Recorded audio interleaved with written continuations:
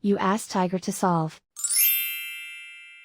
This deals with linear equations with one unknown. The final result is x equals 35 over 2. Let's solve it step by step. Group all constants on the right side of the equation. Add 3 to both sides.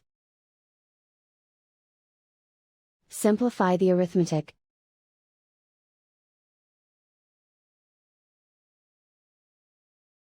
Isolate the x.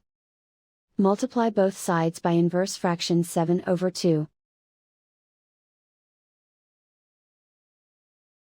Group like terms. Multiply the coefficients. Simplify the fraction. Multiply the fractions.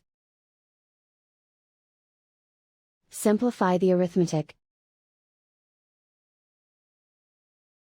And so the final result is x equals 35 over 2.